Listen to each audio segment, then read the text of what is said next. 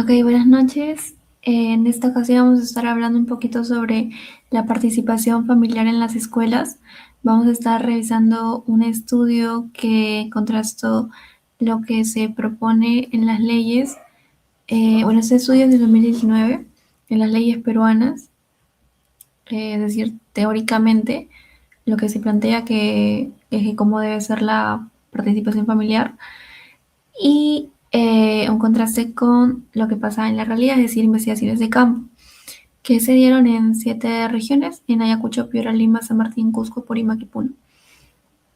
Ahora, la participación familiar tiene que ser entendida eh, no como algo pasivo, es decir, no es solamente firmar el cuaderno de control y presentarse a todas las reuniones del colegio que soliciten o a los eventos, etcétera. No es solamente eso.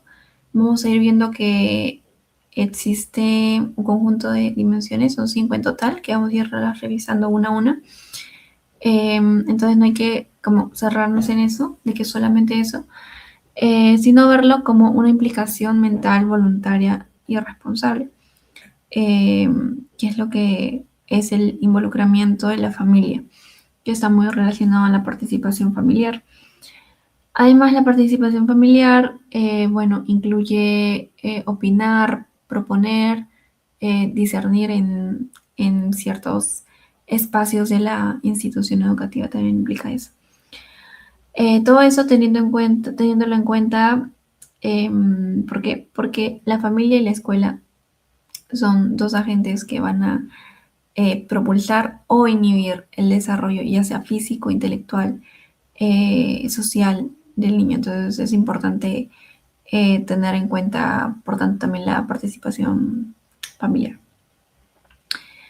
Y bueno, la importancia de esto también es que la participación familiar tiene una correlación con un mayor rendimiento en el niño, con una mayor autoestima, menor consumo de sustancias adictivas, también con una mayor competencia social y con mayor probabilidad de que continúe estudiando. Entonces, sí, pasamos a la siguiente. Ya. Estas son las 5 dimensiones.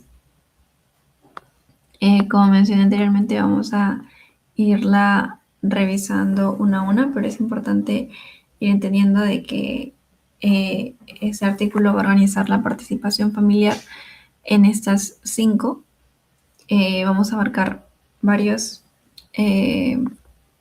aspectos, digamos, de la participación, como puede ser la familia como facilitadora de condiciones básicas, la comunicación entre la familia y la escuela, la familia como mediadora en el aprendizaje en el hogar, participación en la gestión y actividades de la escuela y colaboración con la comunidad. Ahora, la primera. Aquí se ve que el estudiante pueda llegar a la escuela alimentado, con útiles, con ropa, con atención médica si la necesita.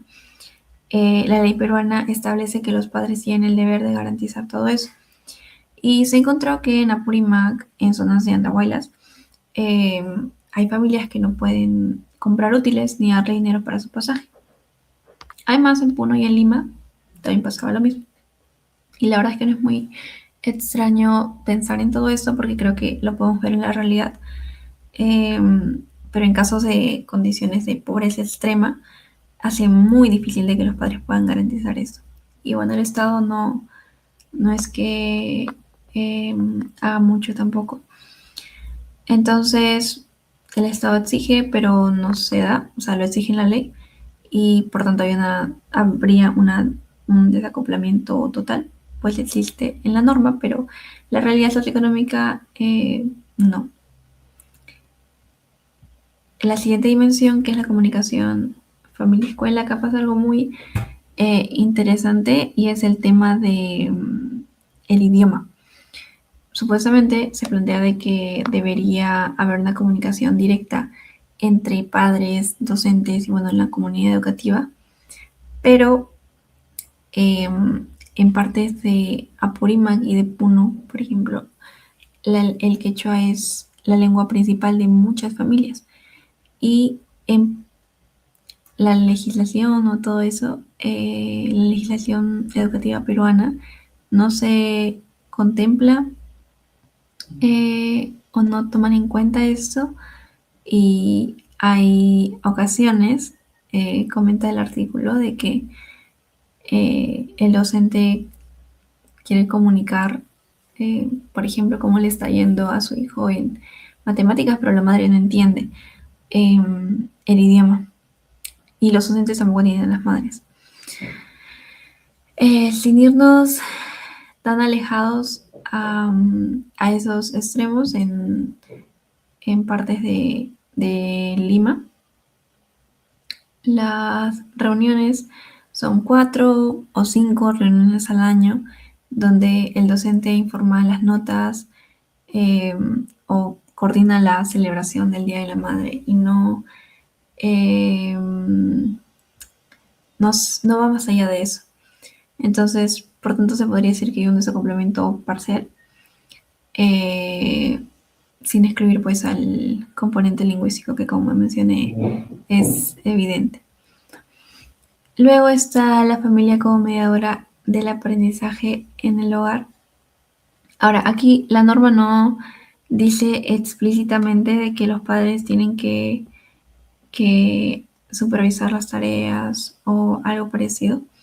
Y en la realidad lo que se ve es que muchos padres no han terminado sus estudios, y por tanto no se sienten competentes para poder supervisar las tareas de sus hijos, y por tanto terminen delegando este rol a otros familiares, como pueden ser sus hijos mayores. Ahora, en esta dimensión no solamente se abarca que supervisen las tareas, sino que también se puedan involucrar en qué es lo que están estudiando, qué materias, los proyectos que les mandan, y bueno, todo ello.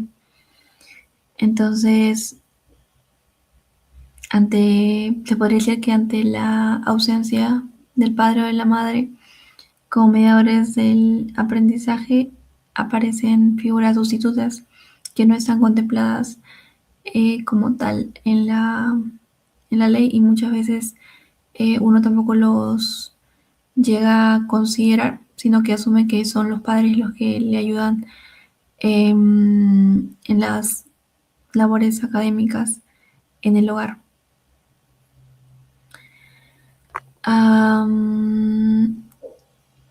Por tanto, se podría haber un desacoplamiento tanto normativo como práctico, pues la ley no se dice explícitamente, y en la práctica pues no se suele dar.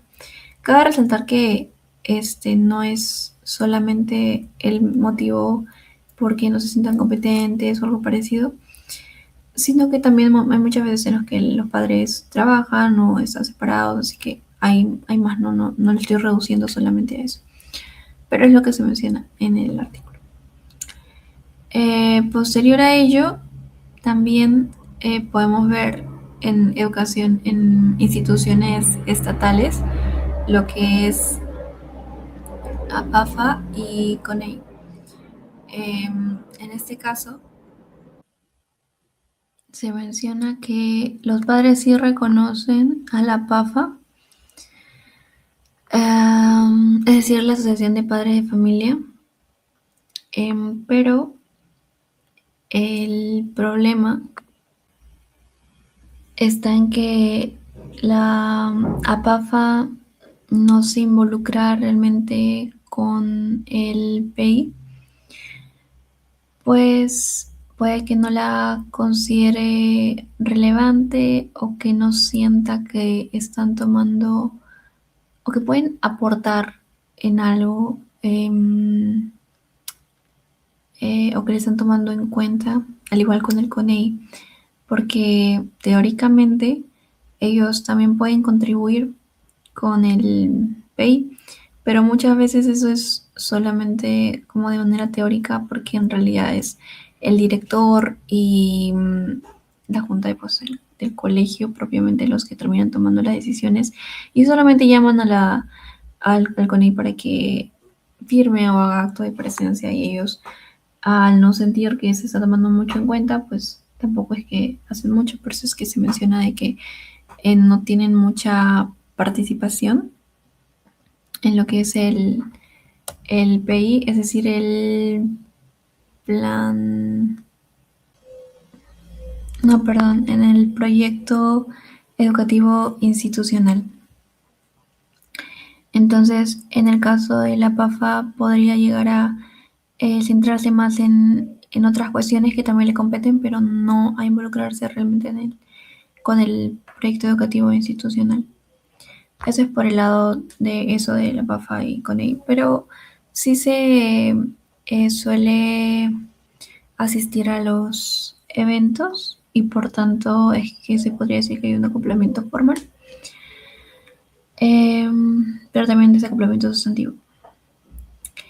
Y por último, la colaboración con la comunidad. Acá hay un caso muy puntual en el caso de Villa María del Triunfo, donde algunos padres organizaron actividades para conseguir agua y electricidad para su zona. Pero bueno, cabe resaltar que esta es la dimensión más débil de las cinco, pues si bien la ley contempla que las familias a través de la PAFA puedan establecer convenios con instituciones y promover servicios educativos en pro de la comunidad, eh, no se evidencian muchos casos en los que esto ocurra. Y si ocurre algo parecido a favor, digamos, de la comunidad, la iniciativa ha sido no generada por parte de las familias, sino de autoridades locales como las municipalidades. Y ahí la familia como que responde una vez que ya se le ha convocado y no es que venga de o por cuenta propia. A modo de resumen, entonces se podría decir de que en cuanto a las cinco dimensiones, la primera, que la pobreza es la principal barrera para que las familias cumplan su rol básico y la legislación no la contempla. En el segundo caso, que la comunicación existe formalmente, pero falla en la práctica, especialmente por la barrera idiomática que tampoco está siendo visto por la ley. En el tercer caso, que la mediación del aprendizaje en casa, en el lugar, es limitada tanto en cantidad como en calidad. Y bueno, la ley no lo propone explícitamente como ya lo había mencionado. En el cuarto caso, que la participación en gestión escolar es reconocida formalmente, pero superficial en la práctica porque los padres no se sienten parte, no se sienten competentes, no se sienten parte real de esos procesos, tales por desinformación también. Y bueno, y por último caso, en la quinta dimensión, que la colaboración con la comunidad es la dimensión más débil y es casi inexistente en los informes que se han ido revisando. Con todo esto, y con todo esto, más que nada, mi intención ha sido ampliar un poco la visión que se tiene sobre la participación familiar, el involucramiento familiar.